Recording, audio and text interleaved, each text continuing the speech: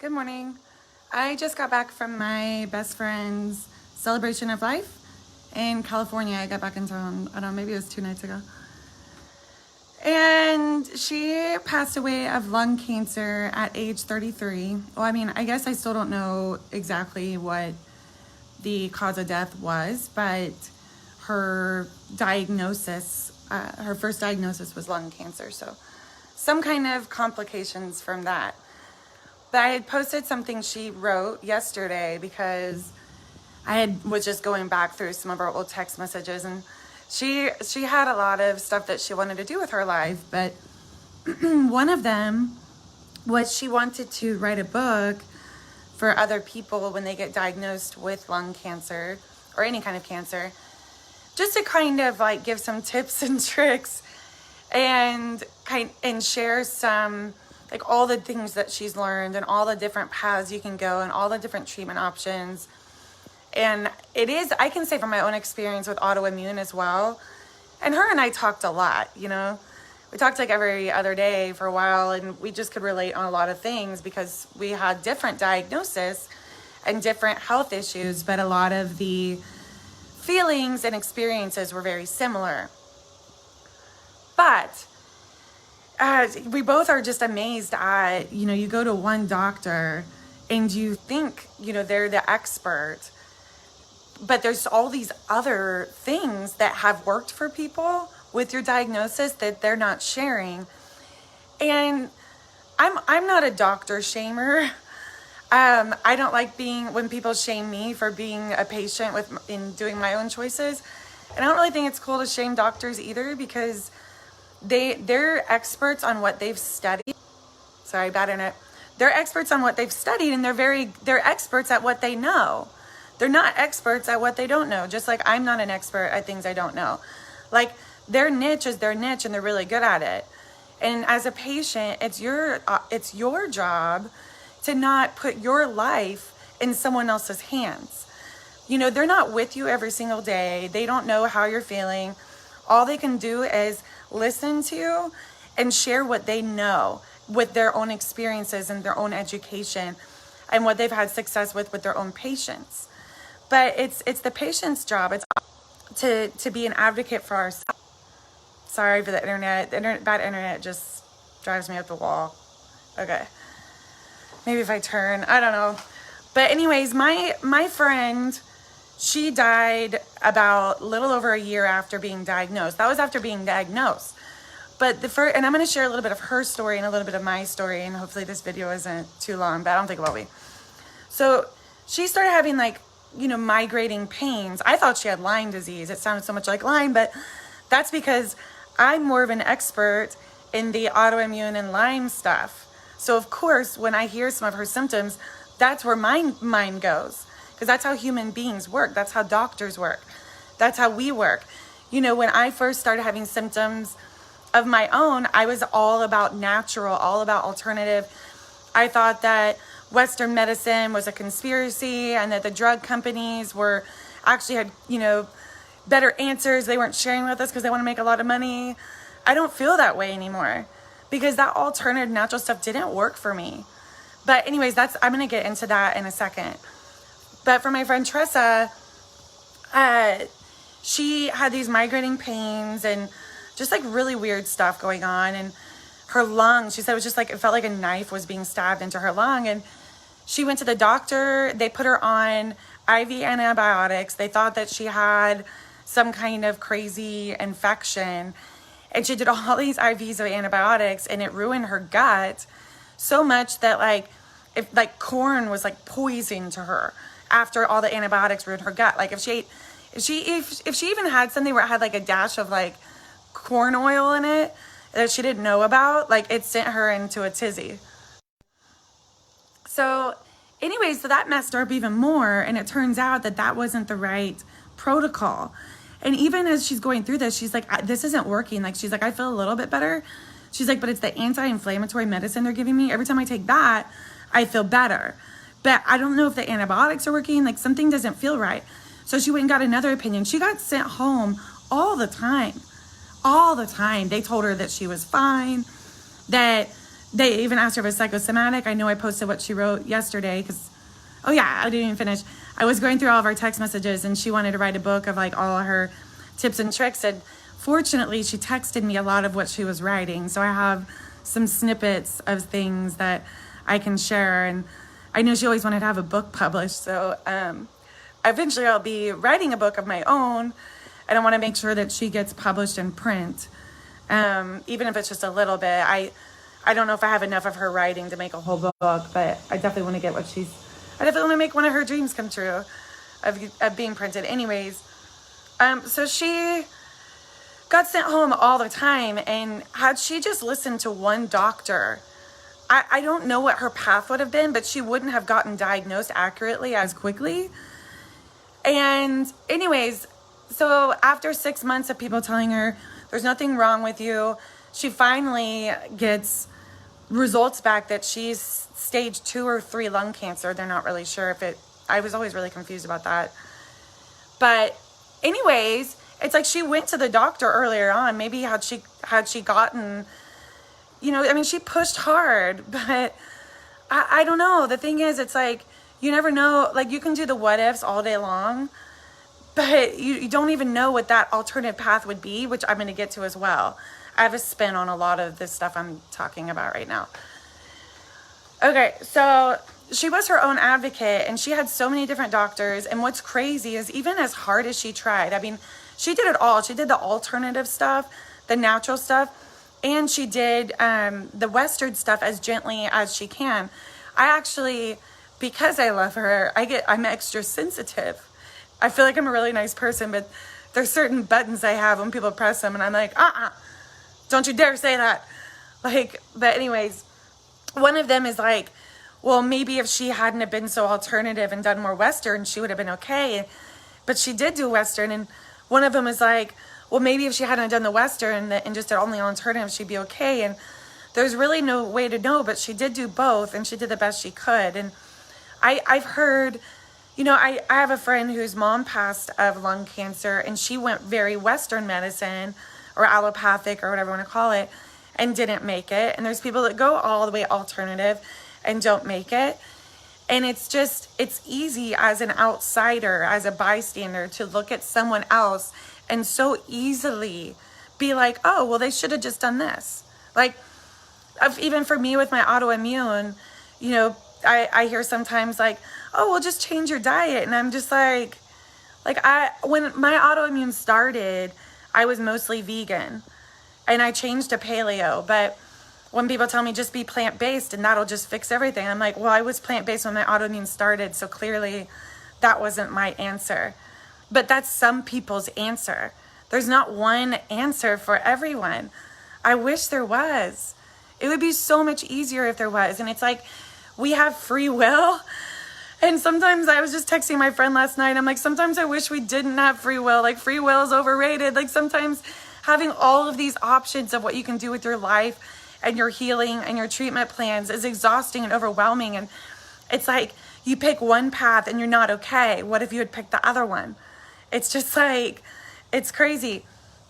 But anyways, so here's the thing about my friend Tressa, who just passed. Like, she did the best she can, and it's actually mind-blowing to me, the neglect that happened to her when she was trying so hard. But anyways, she got diabetes from her cancer treatments, which turns out that is not uncommon with lung cancer treatments, that diabetes can be a secondary thing. But her blood sugar was spiking, and no one was watching it.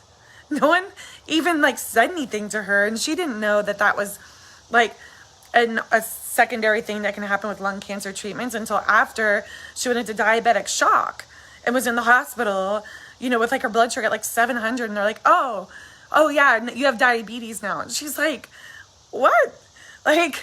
Why wasn't this caught before my blood sugar got to 700 in diabetic shock? She looked back through all her paperwork and saw that her blood sugar was going up, and no one told her. She could have died then. But anyways, and then she had neglect a few other times, which is not the point of this video. It's just, I could share them, but they'll just make this even longer. my point is, like, there's so many stops along her way that she was neglected and about things that she wasn't supposed to be the expert on. But when you become the patient, you need to be the expert on your own body, and she was. Things weren't right, and she was constantly going to the doctor, even though they were sending her home. And she's like, things are not right, things are not right. And if they wouldn't listen to her, she went somewhere else. And it's important to get second and third and fourth opinions. I got 5 opinions. Oh, wait. No, I've been to 6 different neurologists.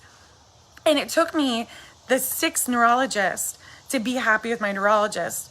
And just to point out, some of the other people I went to were the Mayo Clinic in Arizona, UCLA, and then a neurologist and neuromuscular in Vegas, which, whatever, but, and then I'm blanking. Oh, and then a third one, I actually really liked her. She was a different neurologist in Vegas, but I was already going to the Mayo Clinic, so I didn't see her again. But it's like, it took me till the 6th one, my one at UT Southwestern, to have someone that did the right things and made the right choices and was on my side. And I feel like a mutual advocate. But I went to some of the top places. Like, I could have been told I was crazy. You went to the Mayo, don't talk to anyone else. I also was my own advocate. And even me being my own advocate, getting 6 opinions, like, I still got neglected as well. Both her and I did. And we were already advocating for ourselves. Like, the people who don't, the people that go to the one neurologist that was recommended, they don't get a second opinion, they don't get a third, they don't get a fourth. Like, that's crazy. I'm not crazy, but like, it could get crazy. I'll say that. I know that it really works for some people. One thing doesn't work for everyone. But with my experience and her experience, it's like some things can really be missed when you're not getting second and third and fourth opinions.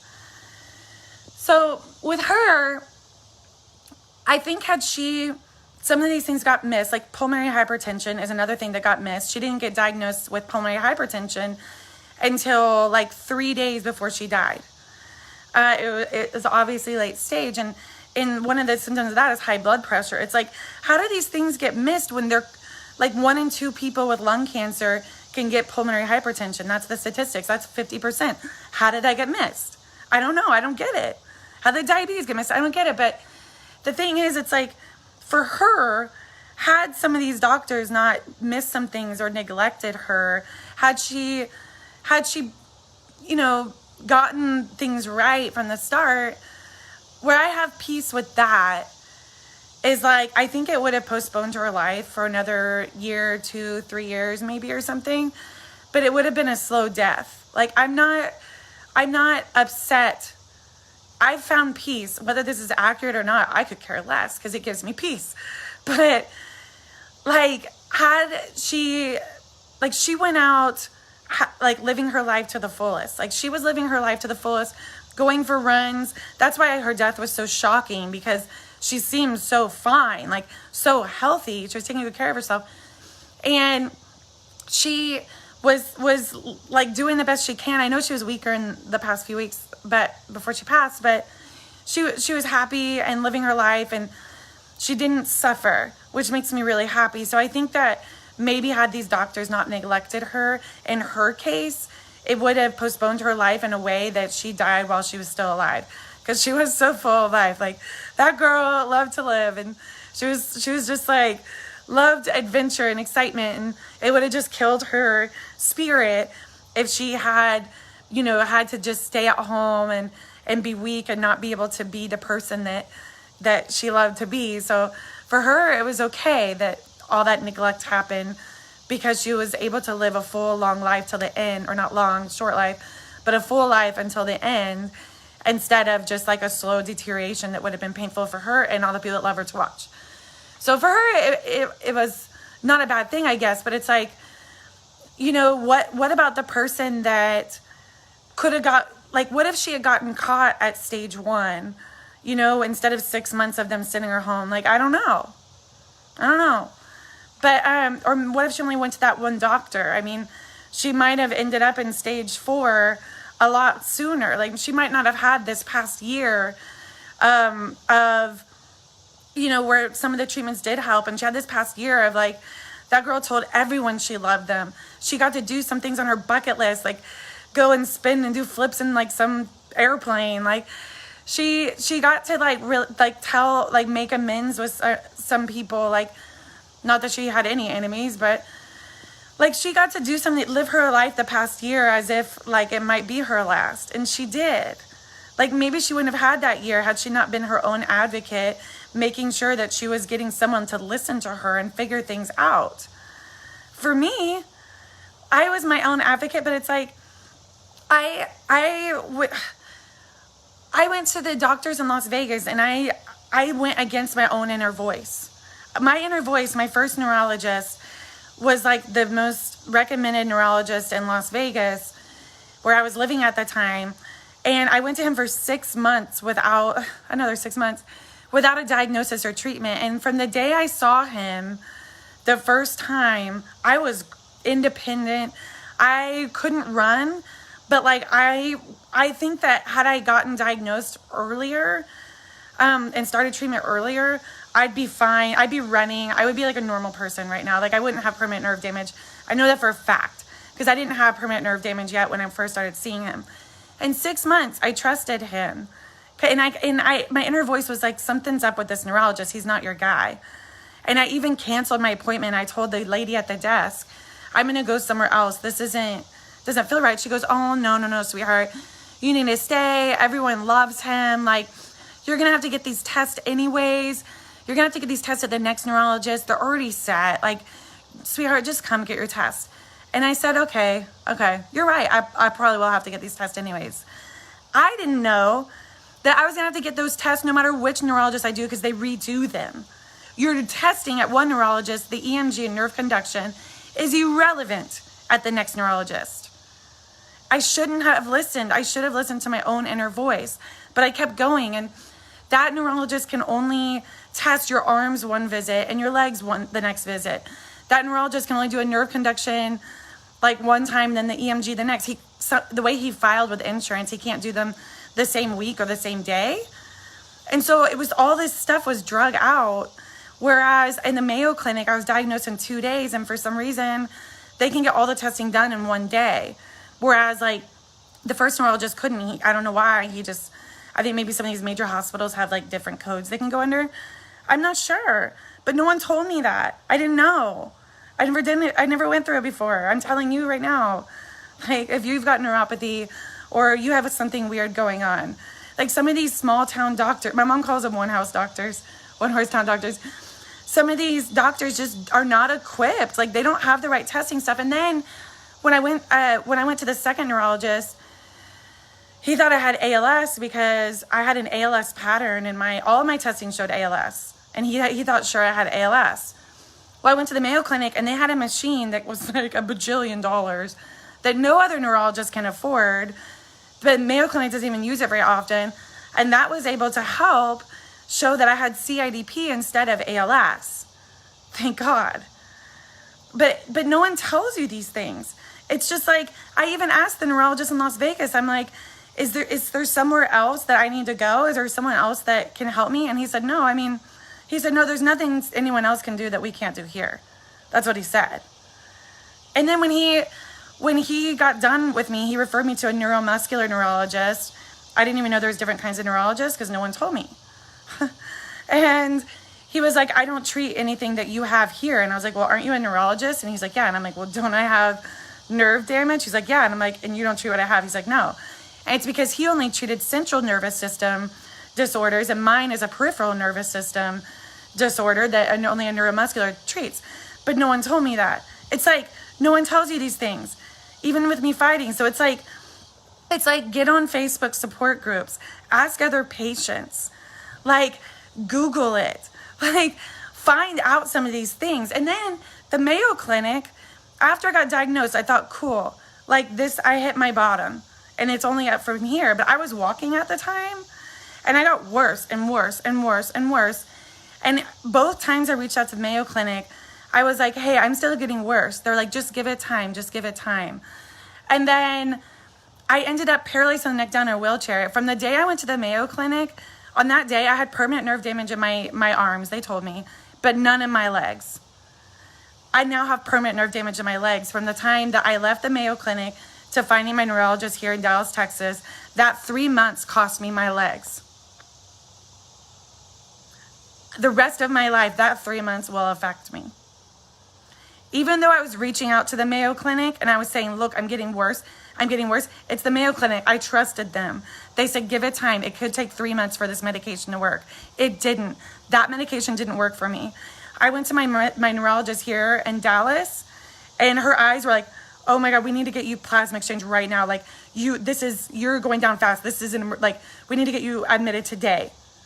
She saw it because I got in front of the right doctor. And I knew it. I knew it needed plasma exchange. And then I talked to another neurologist. She looked at my paperwork and she goes, I don't know how the Mayo missed this. She said, you know what? Like, IVIG is the first treatment, according to insurance and protocols, you give people with your diagnosis. They did the right thing. She said, but you got 3 EMGs 3 weeks in a row. It shows rapid decline. This is enough to turn into insurance to show them that you needed to get that blood out of your body ASAP, which is what plasma exchange is it gets your plasma out of your body. She's like, you showed that that's what you needed on paper. I don't know how the Mayo missed it. They did. And it took my legs from me. It gave me foot drop that I'll be dealing with the rest of my life. It took away dancing from me. It took away running from me. Like, it's going to make it to where the rest of my life, walking's always a challenge for me. And stairs and balance. Because of that 3 months, the Mayo Clinic said, give it time. And I knew what I needed. But it was the Mayo. So it's like, doctors are doing the best they can, and they're amazing. Like, this is not a doctor shaming, but they're a human being. They are not God. They are not God, and they are not in your body. You are. And it is not their life. It's your life. It's yours. It's you that would get stuck with foot drop the rest of your life. It's you that won't be able to run again. It's you that might get through stage 2 or 3 lung cancer, instead of getting diagnosed at stage 1. Like, it's you that if you're getting sent home from the doctor and they're not listening to you, you need to go see a different doctor. It's you that you love your oncologist, you love your neurologist, and you think they're amazing, but it's the only oncologist you've gone to and the only neurologist you've gone to. There might be someone else.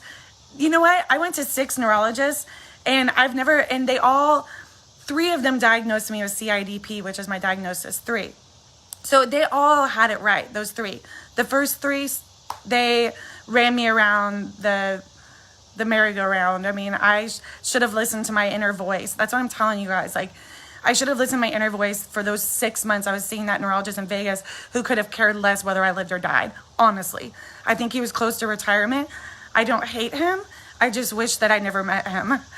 But you know what? It's like, had none of it for me, and here's the flip on all this, is like, for me, had I gone to the Mayo Clinic from the start, if I was running right now, if I was dancing right now, like, if that neurologist had paid attention to me and listened to me and not sent me home all the time and said, oh, we'll keep doing testing, like, had all that happened, and I would have never left Vegas. I'd still be in Vegas. I'd still be living my same exact life, and I'd still be in my relationship. I'd still be partying. I'd still be at my old job. And you know what? I'd be really, really happy. I really would, because I was really happy before and I loved my life. But that wasn't my path. My path is to be sitting here telling you, like, I have permanent nerve damage because I didn't listen to my inner voice when I was at the neurologist. My friend just died of lung cancer. She was her own advocate and listened to her own voice and kept going to doctors trying to figure out what was going on. It's like, I'm here to, like, be a living example of things that will help other people. I'm going to go down a path of public speaking and writing and have, like, a really fulfilled life. And, like, before, I was like, what's my life purpose? Like, I'm having a lot of fun.